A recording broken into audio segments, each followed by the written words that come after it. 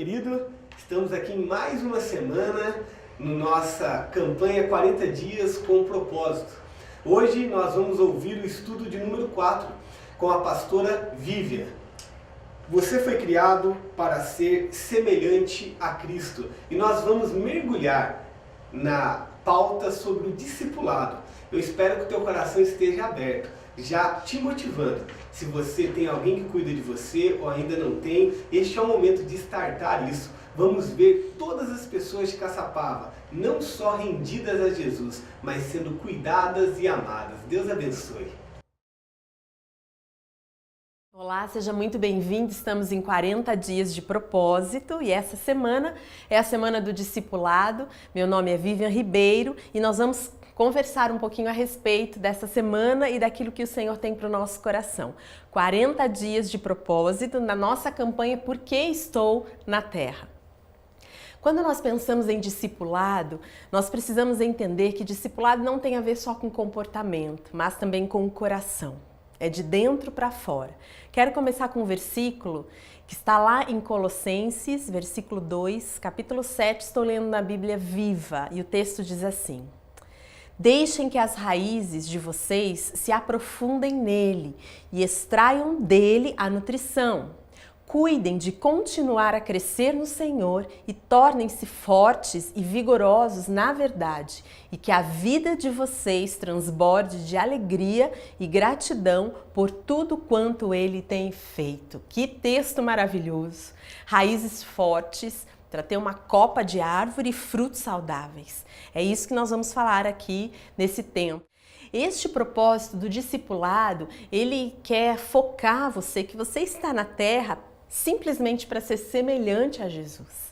Quando nós pensamos em discipulado e você está aí com o seu encontro, célula, pequeno grupo, que delícia! Eu invadi aí a sua casa nesse tempo. Para mim é um privilégio poder estar partilhando disso bem pertinho de vocês. Mas quando nós pensamos na base do discipulado, tem a ver com isso. Vocês entraram num lugar e vocês estão aprendendo, sendo ministrados. Daqui a pouco vocês vão ensinar, daqui a pouco vocês vão ministrar, um crescendo com o outro. Por isso que eu gosto de pensar que discipulado ele existe em 3 eixos, né? O eixo pessoal, eu vou decidir as escolhas que eu vou ter, Jesus em nós. É o eixo educacional, eu vou escolher, eu vou definir que aquele mês, ou aquele ano, ou aquela semana eu vou me dedicar a algo, vou fazer a leitura de um livro, vou estar dentro de um ajuntamento na minha igreja, vou ensinar ou vou aprender. Então, é um experimento educacional. E também o crescimento tem a ver com o relacional. Pessoas maduras para nos acompanhar. Gosto de uma frase de John MacArthur Jr., ele vai dizer o seguinte: discipulado é a prática aliada à posição. Esta deve refletir uma experiência progressiva. Quando pensamos a respeito disso, eu preciso ter práticas que também delimitem a minha posição, meu posicionamento. Então, como o discipulado tem a ver com se parecer com Jesus, Jesus vai ser o alvo da nossa conversa nesse dia, né? Porque Jesus foi aquele que, além de ser filho de Deus, foi encarnado, ele viveu como um de nós. Então, ele tem plena autoridade para poder nos ensinar a respeito disso. Então, quando nós pensamos que Jesus, e ele vai dizer isso várias vezes, que ele não faz nada que não tenha visto ou ouvido seu Pai fazer ou falar. Jesus tinha essa plena identificação.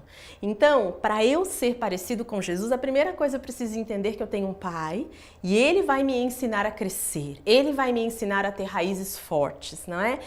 No caso de Jesus, a gente pega esse acróstico Pai, e quando Jesus esteve aqui na Terra, Ele passou por alguns ambientes que de alguma maneira foram como ferramentas para forjar aquilo que o Senhor tinha como missão na vida dele. Por exemplo, o P de Pai, nós vamos nos lembrar que Jesus passou por um jardim, não é? O Getsêmani. Não foi um lugar de dor, mas foi um lugar que de alguma maneira refinou aquele coração perfeito de Jesus, 100% homem, 100% Deus. O A da palavra Pai é que Jesus atravessou um deserto. Jesus foi tentado e a Bíblia diz que ele foi tentado em todas as coisas e ele venceu. Para quê? Não só para falar que ele era o Filho de Deus, mas para dar a mim e a você a vitória sobre a tentação. E o I da palavra Pai significa que ele foi até a cruz. Então estes ambientes de alguma maneira delimitam, que mostram para nós, na verdade, refletem para nós que nós vamos viver também ambientes onde algo vai ser forjado dentro e que aos poucos todos verão aquilo que produzirá a partir daquilo que o Senhor está fazendo dentro de mim. C.S. Lewis tem uma frase bem interessante, ele vai dizer o seguinte: eu acredito no cristianismo como eu acredito no sol, não por aquilo que ele é, mas que através dele eu posso ver tudo ao meu redor. Uau, é através de Cristo que possamos ter o olhar de Cristo, os ouvidos de Cristo e as experiências dele. Você tem 3 pontos aí importantes no nosso estudo desse dia. Primeiro, que Deus Pai, aquele que nós vamos receber e vamos trazer o reflexo dele através de Jesus, ele vai trabalhar na nossa vida, ele não promove dores, ele não promove tribulações, ele não promove tentações, porque Deus é Deus, dele só pode sair bondade. Mas ele se utiliza de ambientes assim para nos mostrar coisas. Por exemplo, problemas para ensinar a que venhamos a confiar nele. Você está com um problema? Esse problema não foi originado por Deus, mas Deus está junto para te dizer, confia em mim. Talvez Deus olhou e você olhou para todos e tudo e esqueceu de que você precisa confiar em Deus. Um texto muito lindo em Marcos 14, 32, 33 vai dizer: então foram para um lugar chamado Getsêmani e Jesus disse aos seus discípulos, sentem-se aqui enquanto vou orar. Levou consigo Pedro, Tiago e João e começou a ficar aflito e angustiado. Então no jardim, na aflição, no problema, o que Jesus fez? Buscou a Jesus e confiou nele. 2. Na tentação, vamos aprender a obedecer a Deus. E aí a gente vai para o deserto, quero ler o texto de Mateus 4:1, que vai dizer: então Jesus foi levado pelo Espírito ao deserto para ser tentado pelo diabo. Interessante aqui que é o próprio Espírito quem leva, mas nesta hora Jesus pôde então dar respostas em obediência. Então ambientes de tentação não é um caos na sua vida, é ali que você se posiciona para obedecer. E terceiro e último, ofensas para te ensinar a perdoar. Como Jesus foi ofendido na cruz, ele foi visto como um maldito na cruz, mas ali ele liberou uma palavra de perdão. Então esses 3 ambientes, eles te ensinam e eles fazem com que você reflita a vida de Jesus. Eu confio em Deus em ambientes de tribulação. E aí você vai ver toda a diferença. Eu obedeço a Deus em ambientes de tentação. E eu vou ver toda a diferença. E talvez eu libere perdão nos ambientes de ofensa. Você está passando alguma ofensa? Hoje você teve uma ofensa? Ai, foi um caos hoje. Não, foi uma oportunidade para você exercer o perdão. Amém? Então, Jesus vai dizer lá em Lucas 23:10, Pai, perdoa-lhes, pois não sabem o que estão fazendo. Olha só, com o passar desses ambientes, Jesus foi percebendo a presença de Deus. Essa semana você vai ficar mais sensível para perceber que tudo que você já viveu, toda a sua história, com ou sem Jesus, elas te levam para Jesus. Às vezes as pessoas falam assim, fulano tá no mundo, né? Fulano tá fora da igreja, mas gente, é o mundo que arrasta a gente para Jesus porque nada se compara à presença de Jesus. Não existem respostas no mundo para a presença de Jesus. Então, por quê? Porque em Deus, através de Jesus, eu recebo vida. E terminando o nosso estudo, eu quero falar um pouquinho dessa palavra vida, que é um outro acróstico que eu quero trabalhar com você.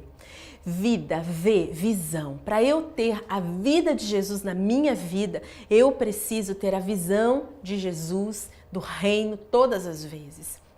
Quando a gente diz, isso está produzindo um peso de glória, né? Peso e glória, parece que não combina. Mas é que o ambiente está tão cheio da presença de Deus e eu consigo perceber Deus e isso vai trazer vida. Como que a gente passa um dia inteiro sem perceber a presença de Deus? Sabe, se você está lá no meio do seu dia e você não teve uma paz, uma alegria, não sentiu a presença de Deus, para tudo. Vai para o banheiro, talvez, da sua empresa, ou vai para um lugar tranquilo na sua casa e começa a buscar. Deus, eu quero essa glória, né? Eu quero te ver, porque você não vai sobreviver ao caos do mundo sem entender a presença de Jesus. Marcos 14:36 vai dizer, e dizia, Abba, Pai, tudo te é possível. Afasta de mim esse cálice, contudo não seja o que eu quero, mas sim o que tu queres. Chame pai de paizinho. Para no teu dia e fala assim, pai, tô aqui, não consigo produzir, tô triste, tô angustiado, tô com um caos dentro de mim. Às vezes a gente passa tão passivamente o dia, não tem um dia sequer que Deus não fez para você ficar triste. Não existe dias assim. Se você ficar triste porque você não buscou a presença dele. Um outro texto de 2 Coríntios 4,17 vai dizer assim, pois nossos sofrimentos leves e momentâneos estão produzindo para nós uma glória eterna que pesa mais do que todos eles. Já pensou? Uma glória que pesa mais que os sofrimentos? Pensando em vida, o I significa intenção. E significa que eu preciso ter o foco na palavra de Deus. Eu não posso pegar a Bíblia para ouvir uma história ou ler uma história. Eu tenho que ter uma intenção de me encontrar com Jesus. Cada vez que eu abro um texto, seja no seu iPad, no seu celular, eu preciso abrir e ter uma intenção para com Jesus. E o texto que eu quero conversar com você, Marcos 14:49. Todos os dias eu estive com vocês, ensinando no templo, e vocês não me prenderam, mas as escrituras precisavam ser cumpridas. Toda a escritura será cumprida, então tenha uma intenção de ler e saber que isso é uma promessa para você. O D de vida significa devoção. Eu preciso ter uma vida de devoção. Eu preciso ter um diário de oração. Eu preciso ter o meu momento devocional. Tem gente que fala assim, mas eu fico pensando em Jesus o dia inteiro. Ok. Mas se você para focar naquilo que Jesus tem para você, não é você quem vai dizer, não é você quem vai pensar, não é você quem vai fazer. Quando você para e dá uma devoção a Deus, Ele quem faz. Ele que fala, Ele que cura, Ele que transforma a sua vida. Essa é a diferença. O texto, Mateus 14:32, Jesus disse aos seus discípulos, sentem-se aqui enquanto eu vou orar. Eu preciso ter este momento. E o A, vida, né? A última palavra significa a ação, que tem a ver com eu buscar um amigo espiritual. Ninguém vai muito longe sozinho. Você pode ir longe, mas se você tiver alguém perto de você, você vai muito mais longe. Então, em Marcos 14, verso 33, o texto vai dizer que Jesus levou consigo Pedro, Tiago e João e começou a ficar aflito e angustiado. Busque um amigo espiritual. Busque alguém maduro. Ele não é perfeito, mas ele vai ser maduro. Então, para que a vida de Jesus seja produzida em mim, primeiro eu tenho que ver Jesus em todas as coisas, buscar da sua presença. Eu tenho que ter uma intenção ao ler da palavra, eu tenho que ter uma vida de devoção, uma vida diária, uma vida onde eu tenha na minha agenda o lugar para ouvir Deus. Você pode até botar assim na sua agenda, né? Fazer compras, ter reuniões, desenvolver trabalhos, horário de ouvir Deus. E eu preciso também ter aquilo que eu chamo de ação. Eu vou atrás de um amigo espiritual. Eu sou um amigo espiritual. Por que é que eu tenho que ter essa vida de Jesus em mim? Porque Jesus está nos ensinando e Deus está nos orientando a termos uma vida íntegra para que a igreja, né? Porque a igreja é quem vai subir com Jesus, possa se encontrar então perfeita. Termino com este texto de Efésios 5, 25 a 27, o texto diz assim: entregou-se por ela para santificá-la, tendo-a purificado pelo lavar da água mediante a palavra, e para apresentá-la a si mesma como igreja gloriosa, sem mancha nem ruga ou coisa semelhante, mas santa e inculpável. Essa é a igreja, essa é você. Estes são os seus que estão agora aí na sua casa ou no seu lugar de encontro. Esta sou eu, a igreja, a noiva. Por que é que eu tenho que focar uma semana em discipulado? Porque eu tenho que focar uma semana me parecendo mais com Jesus? Porque a igreja toda é santificada, a igreja toda é lavada. Sabe aquela frase que diz que a roupa suja, né, de um passa na casa da outra, do casa do outro? Então o que significa? Que se a minha casa, se a minha vida tiver um caldo sujo, vai passar na sua, porque somos igreja. Não importa se talvez tenhamos até de ambientes diferentes, somos a igreja de Cristo. E eu quero, em nome de Jesus, que você entenda que esse movimento é um movimento santo de preparação para a vinda de Jesus. Por que você está na terra? Você está na terra para forjar, ser forjado e ser refinado para ser uma igreja perfeita ao Senhor. Amém? Eu quero fazer com você, e aí o seu líder também vai depois te orientar, algumas perguntas. A primeira delas diz assim: você está tendo um momento de intimidade com o Pai? Uau! Você vai dizer, não, eu tenho, mas é uma pergunta mais para refletir do que para responder. Um tempo genuíno com Deus, sabe aquele ponto que você tem assim que você chora, né? Que você pode conversar com Ele? Segunda pergunta, compartilhe como você tem amadurecido através de problemas, tentações e ofensas. De repente o seu líder tem uma história para contar, não é? Mediante aquilo que nós ouvimos aqui, você pode partilhar nessa hora também. A terceira pergunta, você tem um discipulador?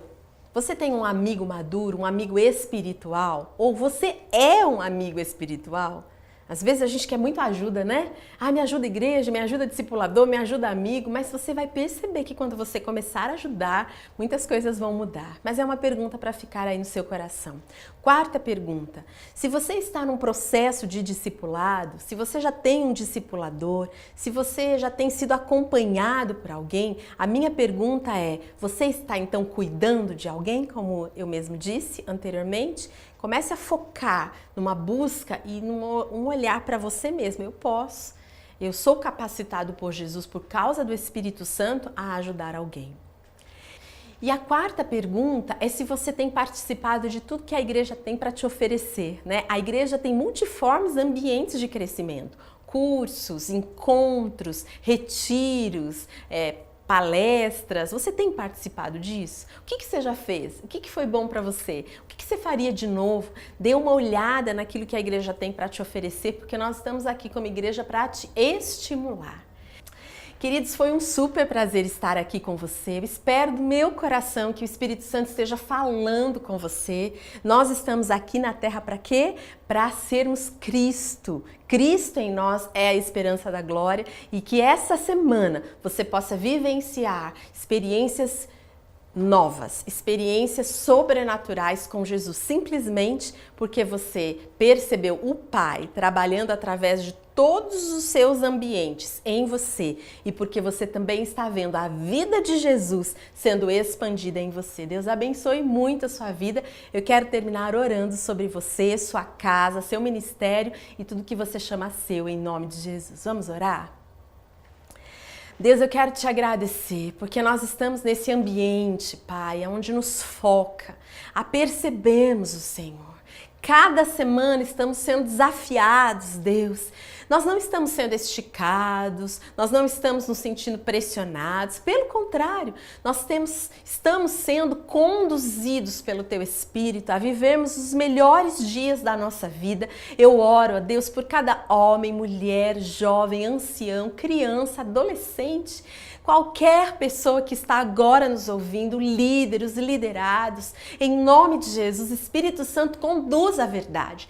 Traga a verdade, alinhe a tua verdade, o que os céus estão dizendo a nosso respeito nesta hora. Nós estamos aqui na terra, Deus, para vermos a tua igreja se aperfeiçoando. Eu oro e eu peço que o teu Espírito, na leveza que ele traz, na alegria que ele traz, possa nos proporcionar um crescimento supernatural, mas sobremaneiramente espiritual. Assim eu faço em nome de Jesus. Amém, amém, amém. Glória a Deus, Deus abençoe você. Nos encontramos por aí.